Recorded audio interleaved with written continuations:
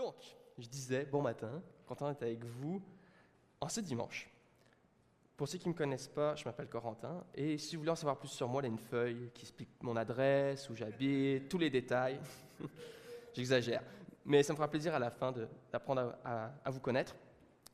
Donc, tout l'été, ensemble, moi et également Timothée, on vous a amené dans le texte de Malachie. Et on a nommé cette série-là « Un amour méprisé ». Donc, si c'est ton premier dimanche avec nous dans cette série, t'inquiète pas, je vais nous expliquer où on est rendu, c'est quoi le contexte et à quoi s'attendre avec le texte qu'on vient de lire, qui est, pour être honnête, si on n'a pas lu le reste du livre, on écoute, on est comme « Ok, qu'est-ce que Dieu veut nous communiquer ?» Mais en premier, j'aimerais prier, et c'est une prière qu'on peut trouver dans le psaume 51. Et je vais lire un extrait de ce psaume, et je trouve que ça reflétait beaucoup ce que Dieu m'avait mis à cœur pour ce matin, pour nous. C'est un psaume que, durant les siècles et des siècles, les églises ont chanté, prié ensemble. Alors j'aimerais vous lire un extrait du psaume 51, et que ce soit notre prière pour nous ce matin, en lien avec la prédication. C'est le roi David qui parle, et qui dit « Avec l'hysope, arrose-moi, Seigneur. Lave mon âme, efface sa souillure. Tu te plairas à la voir ainsi pure, et je serai plus blanc que neige. Daigne, Seigneur, créer en moi un esprit pur, un cœur brûlant de zèle, pour animer et raffermir ma foi. Que ton esprit en moi se renouvelle. Dieu, comme David t'a prié, et comme ton peuple a chanté, nous, on veut aussi te dire, crée en nous un cœur pur. Renouvelle ton esprit en nous. Ouvre nos oreilles à ta parole, que nous allons étudier ensemble ce matin. Et on te demande ça au nom de ton Fils, Jésus-Christ. Amen. C'est mon souhait pour nous ce matin, qu'on ressorte avec un cœur purifié, une adoration renouvelée, une conviction que Dieu est avec nous et que nous voulons être avec lui. Et le livre de Malachie, c'est un peu ça. C'est Dieu qui dit au peuple qu'il est avec eux, et le peuple qui lui dit « on n'a pas trop envie d'être avec toi ». On a vu avec le chapitre 1 que le peuple adorait Dieu à moitié, faisait des concessions. On avait appelé ça une religion culturelle. On avait vu également au chapitre 2 que les prêtres, donc les leaders des communautés, qui devaient instruire dans la foi, enseigner le peuple, faisaient des compromis dans leur vie personnelle et dans leur enseignement et dans leur pratique. Et que par leurs faux enseignements, leurs fausses pratiques, ont détourné le peuple. On a vu qu'une fois que l'adoration est détournée, qu'on n'adore pas Dieu en premier et qu'on adore d'autres choses, ça va même avoir un impact sur la famille, sur le mariage. Et on l'a vu dans le chapitre 2, à la fin, comment même les familles dans l'Israël ancien étaient déchirées par des compromis, par des règles et des morales qui étaient totalement contraires à Dieu. Et ce qui nous amène au dernier verset du chapitre 2 et les premiers versets du chapitre 3. Vous savez, c'est un court livre, Malachie. Mais ça reflète la fidélité de Dieu, un Dieu qui dialogue avec nous. Et nous, on croit, les chrétiens, que Dieu continue à dialoguer avec nous aussi. J'aimerais vous relire le verset 17. Ce qu'on va faire ce matin, c'est qu'on va aller verset par verset, et on va regarder qu'est-ce que ça veut vraiment dire, ces 6 versets qu'on a lus. Alors moi, je suis dans la seconde 21, dans la traduction. Verset 17, comme Roger nous a lu, ça dit « Vous fatiguez l'Éternel par vos paroles et vous dites « En quoi l'avons-nous fatigué ?» C'est en disant « L'Éternel voit d'un bon œil celui qui fait le mal. C'est en lui qu'il prend plaisir. » Ou encore « Où est le Dieu de justice ?» Alors je ne sais pas si vous saviez, mais on peut fatiguer Dieu. Eh oui. C'est quand même fou de penser. On est capable de fatiguer ce Dieu-là. Et Malachie le dit clairement, « Peuple, vous fatiguez l'Éternel. » Comment il fatigue l'Éternel? C'est en disant des mots et des affirmations qui sont contraires à lui. Ils se justifient dans leur désobéissance. Ils laissent place à du scepticisme. Ils sont désillusionnés. Et c'est ça qui les éloigne de se rapprocher de Dieu. Il faut savoir que Malachie, c'est à l'époque où le peuple était revenu dans la terre promise. Ils avaient reconstruit Jérusalem, ils avaient reconstruit leur temple, mais ce n'était jamais la gloire d'antan.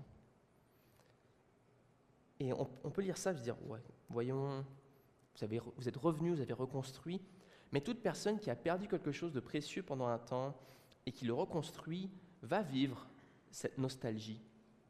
On a souvent tendance, les êtres humains, à aussi glorifier le passé. C'était donc bien mieux avant. Et le problème avec ça, c'est qu'au final, à long terme, ça nous distance du présent et de ce que Dieu veut nous faire aussi parmi nous. On sait que la présence de Dieu n'était pas si présente que ça dans le temple à ce moment-là. Ils avaient reconstruit toutes les apparences de leur peuple, de leurs coutumes, de leurs croyances, mais rien ne se passait. Donc ils se disaient, il est où Dieu? Où est la justice de ce Dieu-là? Et on a vu les dernières semaines que Dieu, en réponse à ça, les accuse, va leur faire un effet miroir. Vous dites ça, mais voici comment vous vivez. Et voici comment moi je manifeste mon amour envers vous. Et le peuple continue le dialogue, et on ne voit pas une repentance de leur part. Et dans le verset 1 à 5 du chapitre 3, c'est la réponse de Dieu à l'affirmation « Où es-tu » à la question, je veux dire. « Où es-tu, Dieu » Et Dieu répond du verset 1 à 5 du chapitre 3. Au verset 2, il va répondre à l'allégation d'injustice. Et au verset 5, il va nous répondre par rapport au jugement. Le titre de ce matin, c'est « Une purification soudaine ». C'est de ça qu'on va regarder ensemble. Donc, chapitre 3, au verset 1, Dieu dit ceci en réponse à la question d'Israël, en réponse à leur mécontentement. Il dit « Voici, j'enverrai mon messager pour me préparer le chemin. Et soudain, il entrera dans son temple. Le Seigneur que vous cherchez, le messager de l'Alliance, ce que vous désirez, le voici qui arrive, dit l'Éternel, le Maître de l'univers. » Là, 3 mots importants dans ce premier verset pour nous. Là, le mot « messager ». Malachie aussi est un messager. En fait, Malachie, si on le traduit, ça veut juste dire « messager ». Donc, on a « messager », on a le mot « soudain », et on a « messager de l'Alliance ». 3 mots dans un verset qui ont beaucoup de signification. On voit que Dieu dit « Un jour, je vais envoyer un messager avant le messager de l'Alliance ». Et ce messager va faire quoi? Surtout dans le contexte d'Israël antique, donc au Moyen-Orient de l'époque, tout roi, toute personne importante, avant qu'il aille quelque part, envoyait un messager. Un messager pour annoncer sa venue, pour faire un chemin, pour s'assurer que le monde soit prêt à le recevoir convenablement. Alors c'est ça que ce messager va faire. Il va préparer le terrain à l'œuvre de Dieu qui arrive. Et pourquoi c'est important le mot « soudain » ? Quand on étudie un peu le texte, on réalise dans l'Ancien Testament que le soudain n'est pas juste soudain comme nous, on dit « Oh, soudain, quelque chose est arrivé », un imprévu. En fait, c'est souvent associé à un événement important. Le mot « soudain » dans l'Ancien Testament est souvent relié même à une mauvaise nouvelle. On peut le voir dans Ésaïe 47, 11, qui dit « Le malheur fondra sur toi soudainement. Tu ne sauras pas d'où il vient. » Ou dans Proverbe 29, verset 1, « Celui qui résiste malgré les réprimandes sera brisé soudainement et sans remède. » Il n'y a pas de hasard pourquoi ils utilisent ce mot-là dans ce passage. Dieu va venir soudainement. Donc il va venir avec jugement. Et qui est l'autre? Le messager de l'Alliance. Ce n'est pas le même messager qu'avant. Sinon, je n'aurais pas précisé messager de l'Alliance. On voit qu'il va même entrer dans le temple. Ce messager ne fait pas juste représenter l'Alliance, il l'incarne. C'est l'annonce d'un Messie. Donc le premier ouvre le chemin et le deuxième vient accomplir quelque chose. Mais les deux amènent aussi du jugement. Soudain, Dieu va se présenter à son peuple. C'est beaucoup d'informations avec juste 3 mots, avec 3 définitions. Et on pourrait regarder le texte et se dire, bien, Dieu va se révéler à Israël. Et on pourrait même se détacher d'eux, se dire, moi, c'est pas comme ça que je vis ma foi. Mais la réalité, c'est que ce sentiment d'être distant de Dieu d'oublier qu'il est avec nous, c'est quelque chose qui nous arrive à chacun d'entre nous. C'est l'expérience d'une vie de foi. On va avoir des hauts et on va avoir des bas. Et dernièrement, quand j'ai rencontré certains d'entre vous dans l'église, avec quelques personnes, m'est venue un peu l'image, puis une des personnes me l'a même raconté, que c'était un poème qu'elle aimait beaucoup, qui est, en lien avec cette image-là, qui est l'empreinte dans le sable. Je ne sais pas si à main levée, certains, ça leur dit quelque chose. Oui. Alors, l'empreinte dans le sable, puis je vais vous expliquer le lien avec le message. Donc, je vous ai dit, Israël se sent abandonné par Dieu. Et ce poème-là circule beaucoup sur Internet, souvent partagé par nous, les chrétiens, parce que ça nous encourage dans nos épreuves de vie. Et plusieurs d'entre vous, quand je vous ai rencontrés, vous m'avez partagé votre témoignage avec Dieu, et plusieurs, votre témoignage ressemble un peu à ça. Et ce poème, c'est l'idée que tu marches sur le sable avec Dieu, et tout d'un coup, il y a juste une trace qui continue. Et toi, tu te dis, mais je suis tout seul à marcher. Et tu t'exprimes à Dieu en lui expliquant qu'est-ce qui s'est passé. Et Dieu te dit, non, en fait, ce n'est pas toi qui marchais, c'est moi qui marchais et qui te prenais dans mes bras. Pour certains, ce poème est un encouragement dans la foi, dans la persévérance, de se dire, quand j'ai plus la force de marcher, Dieu me prend et me porte. Il marche avec moi. Ce poème illustre l'abandon à Dieu dans les épreuves. Il nous rappelle aussi que Dieu ne nous laisse jamais seuls. Malachie n'est pas poétique comme ça, en disant hey, « Dieu vous prend dans ses bras ». Il va dire « Dieu va soudainement venir nous purifier aussi ». Oui, il peut nous prendre dans ses bras, nous porter dans l'épreuve, mais aussi quand on s'éloigne de lui, puis qu'on va dans l'autre sens, sur le chemin de sable, il va venir nous chercher, parce qu'on lui appartient. On est à lui. Et donc, si soudainement Dieu vient nous retrouver sur notre chemin, alors qu'on avait choisi une autre direction, qu'est-ce qu'on va faire? Car on le sait très bien, ce Dieu-là peut nous prendre dans les bras et nous avancer avec lui dans l'épreuve, ou on peut faire demi-tour, mais il va venir nous retrouver.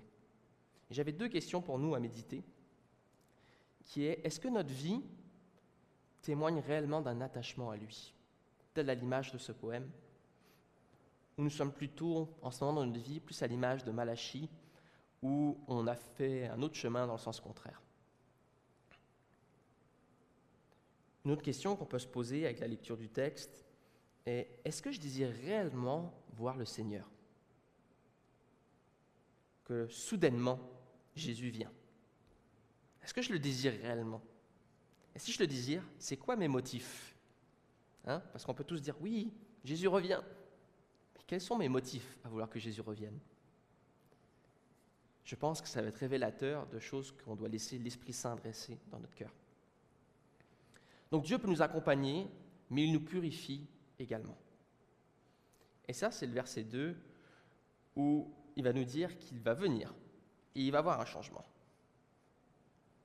Ça nous dit, qui pourra supporter le jour de sa venue? Qui restera debout quand il apparaîtra? En effet, il sera pareil à un feu purificateur, à la lessive des blanchisseurs. Malachie utilise 2 images. On le voit, il utilise l'image d'un blanchisseur et il va utiliser aussi l'image d'un feu purificateur. Et au verset 3, si on regarde la suite, il va dire qu'il va s'asseoir pour fondre et purifier l'argent. C'est des belles images pour l'époque, mais je ne sais pas vous, mais qui ici a une forge? Voilà, j'en connais un. Je ne le nommerai pas. Qui ici lave encore ses vêtements comme des blanchisseurs? Alors moi, cet été, je suis allé en France, chez mon grand-père, et on allait marcher dans les bois, en Bretagne, et dans les bois, tout d'un coup, on a trouvé des bassins de pierre, et il me disait, dans le temps, ça fait pas si longtemps en fait, il y a moins d'un siècle, les gens du village venaient ici laver leurs vêtements. Ils n'avaient pas des Tide-Pods, là, les petits qu'on met pour faire la lessive. Et donc ça ressemblait un peu à ça, il n'y a pas si longtemps que ça, même au Québec, où les gens, souvent les femmes, allaient laver les vêtements ensemble. Grosse activité physique et sociale. En Israël antique, c'était un peu ça aussi. Je n'ai pas trouvé d'image pour vous montrer, bien entendu. Et il utilise ces 2 images qui sont très révélateurs de ce que Dieu va faire quand il va venir soudainement à son peuple. Rappelez-vous, on est dans l'Ancien Testament, ils ne savent pas encore qui est Jésus. Ils ont peut-être des idées que le Messie vient. Et il leur dit, quand ce Messie va venir, il va y avoir un jugement aussi, qui va amener une purification, mais il va y avoir un jugement. Et ça va ressembler à ces deux réalités que vous connaissez à l'époque. Parce qu'à l'époque, tout le monde savait c'était quoi le travail d'un fondeur, d'un forgeron, ou le travail de quelqu'un qui va aller laver les vêtements. Donc, comme je suis autant connaisseur que vous sur l'art d'être forgeron, ou d'être blanchisseur, j'ai fait mes recherches pour nous aider à comprendre un peu. Il faut savoir que dans l'Antiquité, la personne qui raffinait les métaux, qui est donc le forgeron, le fondeur, travaillait avec de l'or, de l'argent, du cuivre, du fer, et ils utilisaient un four qui creusait dans le sol. En fait, ils creusaient dans le sol et ils faisaient du feu. Bien entendu, il fallait avoir une certaine température, c'était tout un art, toute une science à maîtriser. On extrait du métal de la mine, on l'amenait, on le mettait dans ce feu intense-là pour fabriquer l'outil ou l'œuvre d'art qu'on voulait faire. Il y a un processus de purification quand il faisait ça. Il fallait enlever les impuretés sur le métal. Et ça montait à la surface sous forme de mousse ou de dépôt. Et le job du fondeur, c'était de les enlever délicatement. Donc un fondeur, il est déjà assis, et il prend le temps délicatement d'enlever les impuretés qu'il y a dans le métal. Et les auteurs sur l'Antiquité disent que quand ils savaient qu'ils avaient fini leur travail, c'est qu'on pouvait presque voir leur reflet dans le métal. Donc si on regarde au texte, Dieu nous dit « Je vais venir juger et purifier mon peuple comme le métal qu'on purifie. » Ça va prendre du temps, je vais devoir peut-être m'asseoir, prendre les matériaux et délicatement je vais enlever les impuretés que mon peuple a pour voir le reflet de moi en mon peuple. Le fait d'être juste le mot chrétien veut dire qu'on est un petit Jésus, donc on est un reflet de Jésus. Donc déjà, on voit cette image-là, Dieu qui travaille son peuple. On a aussi celle des blanchisseurs. Donc comme je disais, ils n'avaient pas des Tide Pods, ils n'avaient pas des produits chimiques comme aujourd'hui. Et ils devaient faire leur propre savon avec des herbes et autres médecines de l'époque pour nettoyer leurs vêtements. Le plus courant, peut-être certains dans vos traductions, c'est marqué même potasse. Je ne pourrais pas vous expliquer qu'est-ce que c'est exactement, mais c'était une sorte de chimie qu'ils faisaient à l'époque pour nettoyer leurs tissus. C'était très physique parce qu'ils les battaient avec des bâtons ou les piétinaient dans des grandes cuves. C'était pas... tu sais, on a l'image, on se dit « Ah, ça doit être paisible, ils se mettent à genoux. » Non, c'était violent. Laver de l'énergie, ça demandait. Là. On ne revenait pas après tranquille, on était épuisés de ce travail, de blanchir, de taper le linge, pour s'assurer qu'il soit propre, détaché de toute impureté. Parce que le but, c'est d'enlever les taches et les graisses qui sont là, sur le vêtement, le rendre propre et éclatant. Donc ça demandait force et patience, et beaucoup de temps aussi. Donc Dieu nous donne ces deux images-là, très connues de l'époque, et bien c'est ça que je vais faire avec vous. Avez-vous toujours envie de dire « Seigneur, reviens »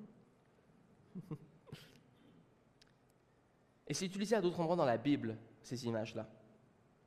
Le psaume 51, que je vous ai lu tout à l'heure des extraits, en parle. David y prie au verset 7, « Lave-moi pour que je sois plus blanc que la neige. » Il sait très bien à quoi il fait référence, lui. Il pense à ça. Et dans Exode 19, on voit aussi que Moïse dit au peuple, « Allez vous purifier, lavez vos vêtements. » Là, cette idée, cette image-là est très compréhensible pour l'époque. Peut-être Malachie, aujourd'hui, aurait utilisé un autre exemple pour nous. Comment laver sa voiture, peut-être. Mais c'est ça qui est là. Et c'est pour qui, ces images-là? En premier lieu, il adresse aux Lévites, les fils de Lévi. Si on regarde le verset 3, ça nous dit « Il s'assiera pour fondre et purifier l'argent. Il purifiera les descendants de Lévi. Et il les rendra purs comme on rend pur l'or et l'argent. Et c'est en suivant la justice qu'ils présenteront des offrandes à l'Éternel. » Donc Malachie nous communique l'action de Dieu. Son action, que ce soit avec l'image du fondeur ou du blanchisseur, on peut la décrire en 3 caractéristiques. Intensité, souci du détail et une finalité. Dieu est dans une intensité dans la transformation de son peuple, il se soucie de moindres détails et il veut une finalité, parce qu'il veut voir son reflet. Et ce désir d'avoir un peuple pur, c'est aussi pour nous.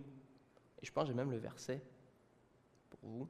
Dans 1 Pierre, donc dans le Nouveau Testament, l'apôtre nous dit « C'est ce qui fait votre joie, même si maintenant, puisqu'il le faut, vous êtes pour un peu de temps attristés par diverses épreuves. » Je ne sais pas dans quelle épreuve vous traversez en ce moment. Mais il nous dit « Ainsi la valeur éprouvée de votre foi, beaucoup plus précieuse que l'or qui est périssable et que l'on soumet pourtant à l'épreuve du feu, aura pour résultat la louange, la gloire et l'honneur lorsque Jésus apparaîtra. » Pierre utilise un peu la même image. L'épreuve que tu traverses, si tu la traverses avec Dieu, Dieu te purifie aussi à travers cette épreuve. Et c'est pour ça que c'est important de se rappeler de cette image-là. Parce que ce que je vous dis peut paraître très dur. Peut-être en ce moment, certains d'entre vous vivez des épreuves qui sont insurmontables. Et c'est pour ça que ce poème est important pour moi, car ça révèle aussi la douceur de Dieu. Dans son intensité, Dieu a aussi une douceur. Et à toi qui souffres, à toi qui es dans l'épreuve et qui lit 1 Pierre et qui se dit « Oui, mais rappelle-toi que Dieu aussi peut te porter et avancer avec toi. » Et au verset 4 et au verset 5, qu'est-ce qu'il nous dit ? Il nous dit « Alors », là il arrive vers la finalité, quand Dieu aura fait toute cette transformation-là dans Israël, alors l'offrande de Juda et de Jérusalem sera agréable. Avant, vous étiez impurs. Tout ce que vous faisiez pour Dieu, Dieu le refusait. Et l'Éternel, comme autrefois, comme le passé, va l'accepter. Il dit, je m'approcherai de vous pour le jugement. Dieu va s'approcher des gens qu'il aura purifiés durant le jugement, et je m'empresserai de témoigner contre les magiciens et les adultères, contre ceux qui prêtent de faux serments, contre ceux qui exploitent le salarié, qui oppriment la veuve et l'orphelin, qui font tort à l'étranger, qui ne me craignent pas, dit l'Éternel, le Maître de l'univers. Dieu revient sur l'attaque de l'injustice. Dieu dit, non, si je te purifiais, au jour du jugement, je serai avec toi et je vais témoigner pour toi. Mais gare à celui ou celle qui aura grandi dans l'injustice, car je suis un Dieu de justice. Donc si on est purifié, on sera sauvé. Mais tout le long de ces versets-là, si on a peut-être des origines plus catholiques dans notre compréhension de la foi, on va avoir peut-être le réflexe de se dire « Ok, il faut que je prenne en main, il faut que je me purifie », mais ce n'est pas ça que Malachie parle. Si on regarde au texte, puis je vous invite à le relire durant la semaine, c'est tout le temps l'action de Dieu qu'on voit. C'est Dieu qui vient purifier son peuple. Il fait un travail d'artisan. Moi, j'aime que l'exemple, ce n'est pas un exemple d'intellectualisme qui prend Dieu, il prend un exemple d'artisan. Vous êtes une œuvre d'art que Dieu façonne. Donc, Malachie déclare, cette purification ne sera pas l'œuvre d'homme, mais sera l'œuvre de Dieu. Et elle va commencer par son messager qui l'envoie. Le messager qui trace un chemin. Et nous, aujourd'hui, avec le Nouveau Testament, on peut savoir de qui il parle. Parce qu'à l'époque, ils ne savaient pas de qui il parlait. Ils étaient dans l'attente de cette révélation. Et je vais retourner sur... Cette purification soudaine a commencé avec Jean-Baptiste. Si vous connaissez un peu le Nouveau Testament, Jean-Baptiste, on va dire qu'il était la voix qui crie dans le désert. Il faisait un chemin. Dans Marc, chapitre 1, versets 2 à 3, ça nous dit ceci. Conformément à ce qui est écrit dans les prophètes. Donc Malachie, c'est un prophète, mais il y a Ésaïe aussi qui en parlait. Il dit, « Voici, j'envoie mon messager devant toi pour te préparer le chemin. » C'est la voix de celui qui crie dans le désert. « Préparez le chemin du Seigneur, rendez ses sentiers droits. » Le Nouveau Testament le dit explicitement que cette personne, c'est Jean-Baptiste, le cousin de Jésus. Jean-Baptiste qui était un homme qui annonçait la venue du Messie, qui annonçait au peuple qui devait se repentir. Oh, il y avait tout type de gens qui venaient aux réunions de Jean-Baptiste, dont des Lévites aussi. Et qui est le messager de l'Alliance que Jean-Baptiste fait le chemin pour? C'est Jésus. Et on le voit bien car quand Jésus rencontre Jean-Baptiste, Jean-Baptiste reconnaît que Jésus est beaucoup plus grand que lui. Et Jésus vient accomplir l'Alliance. il ne vient pas juste l'annoncer. Jésus rentre dans le temple. Il est même allé à plusieurs reprises. Il va affirmer que maintenant c'est lui le temple. Que Dieu aujourd'hui n'établit pas sa demeure dans des pierres, mais dans la personne de Jésus et dans son Église. Et Dieu a tenu sa promesse de purifier les Lévites. Si on lit Actes, si vous allez voir dans Actes 4, puis dans Actes 6, vous allez voir que ça nous parle de Lévites qui ont été purifiés, qui sont venus à Dieu. Il y en a un, c'est Barnabas. Barnabas, dans Actes 4, au verset 36, ça nous en parle. Et qu'est-ce que fait Barnabas? Il devient chrétien, il vend ses terres et il rejoint l'Église. Barnabas va travailler avec Paul pour l'Évangile. Dieu a tenu sa promesse, pas juste pour Barnabas, mais pour plusieurs autres. Car dans Acte 6, vous lisez le chapitre et tout d'un coup, il y a une petite mention au verset 7. Un grand nombre de prêtres obéissaient à la foi. Ça veut dire qu'il y a eu vraiment un réveil au sein des Lévites. Ces gens-là que 400 ans avant, Malachie disait c'est une catastrophe. Vous êtes une catastrophe. Dieu va venir, le jugement va venir sur vous. Il va vous purifier. Et Dieu a enlevé les impuretés et s'est révélé. Et certains de ces Lévites-là ont rejoint le peuple de Dieu. Mais il n'a pas que ça. Parce que Dieu a accompli quelque chose de plus grand aussi. Il n'a pas que ces prêtres-là qui sont appelés à être purifiés, mais nous aussi. Et si on y retourne, dans ce que vous avez préparé, dans Hébreux, ou dans... Ouais, excusez-moi, c'est dans... Ah, je ne l'ai pas dans le PowerPoint. Pierre nous dit, c'est important parce qu'on se dit, ok, Dieu a tenu sa promesse, il a renouvelé les prêtres. Mais moi qui est chrétien aujourd'hui, en quoi c'est important tout ce passage? Tout ce que je vous ai enseigné, parce que c'est beau à savoir, ok, elle est belle l'image du fondeur et autres, mais Dieu fait la même chose avec nous, il vient nous purifier, mais Dieu t'appelle aussi à être un prêtre. Qu'est-ce que ça veut dire? C'est qu'en Jésus, Dieu se façonne une nation de prêtres. C'est pas que moi qui le dis, Pierre nous le dit. Dans 1 Pierre 2, au verset 9, « Vous, au contraire, vous êtes une race élue. » Dans certaines traductions, ça veut dire un sacerdoce royal, une nation sainte, une nation de prêtres. Luther, qui a été un des premiers à guider la réforme protestante, disait que tout le monde peut être prêtre, que ça n'est pas réservé à une élite. Mais qu'est-ce que ça veut dire concrètement pour nous? C'est-à-dire chacun d'entre nous, en premier, on peut être purifié. Pour ceux qui connaissent l'Ancien Testament, pour aller dans la présence de Dieu, il fallait être pur. Ce qui faisait qu'on réservait à une certaine section de personnes cette importance-là d'être tout le temps pur pour pouvoir aller dans la présence de Dieu. Et aujourd'hui, Jésus, en accomplissant l'alliance, nous dit qu'on peut tous aller à Jésus ce matin. On n'a pas besoin d'intermédiaire. Vous n'avez pas besoin d'un prédicateur pour vous approcher de Jésus. Vous n'avez pas besoin d'un autre livre que la Bible pour vous approcher de Jésus. Que Dieu vous attend. Et ça vous permet de vous approcher de lui. Approchons-nous avec un cœur sincère, dans la plénitude de la foi, les cœurs purifiés d'une mauvaise conscience et le corps lavé d'une eau pure. C'est ce soudain que Dieu nous parle. C'est ce soudain qui nous amène à venir à Dieu et se dire « Moi, je suis prêt à faire ce processus-là. »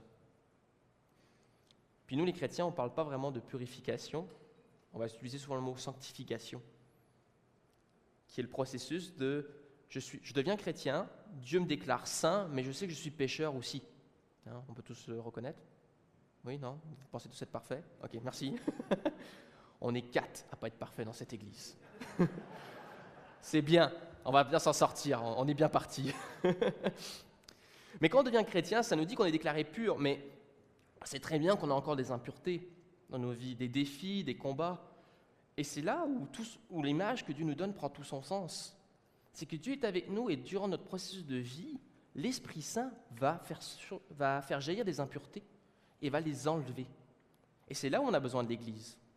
C'est là où j'ai besoin de mon frère et de ma sœur pour prier avec moi ou même me faire réaliser l'impureté qui est remontée à la surface. Et c'est pourquoi? C'est pour me préparer à cette rencontre-là avec l'époux, avec Jésus. Mais je n'ai pas à m'inquiéter si je ne suis pas parfait avant ma mort, parce que Jésus l'a accompli pour moi. Dans Malachie, ça nous dit qu'il va être témoin avec nous. C'est-à-dire que le jour du jugement, ton défenseur, c'est Christ. Et ça, c'est rassurant. Et ça nous permet de ne pas avoir une lourdeur dans les épreuves de la vie, dans la souffrance, dans les défis qu'on n'arrive pas à surmonter.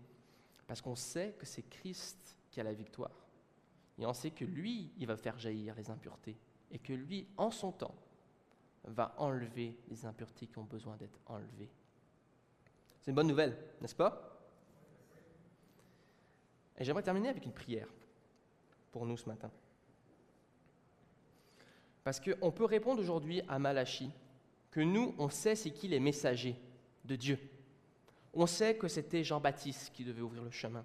On sait que l'ange de l'Alliance, c'était Jésus, ce messager. Et oui, on veut reconnaître l'impact de Malachie, puis l'œuvre de Jean-Baptiste, mais surtout la victoire de Jésus. Parce qu'on peut s'approcher de Dieu grâce à lui. Alors je vais prier, et après, je vais nous laisser continuer la célébration. Seigneur, on veut venir devant toi ce matin avec ces images que tu nous as communiquées avec Malachie, cette image du fondeur, cette image du blanchisseur. Dieu, purifie-nous. Fais ressortir en nous les péchés qui sont cachés en profondeur. Mais Dieu, rappelle-nous aussi que tu es un Dieu doux et patient envers ton peuple. Et on veut te remercier pour ça, car on sait que dans l'épreuve, tu peux nous porter dans tes bras. Et on sait également que si on s'éloigne de toi et qu'on va dans l'autre direction, soudainement, tu vas venir nous rencontrer, nous appeler à la repentance. Alors je te prie, Seigneur, pour qu'aujourd'hui, on puisse être une église qui avance dans la repentance, dans cette reconnaissance que tu témoigneras pour nous. Et par ceci, on peut avancer dans l'assurance et la paix du chrétien. Donc je te prie en ton nom, dans le nom de Jésus. Amen.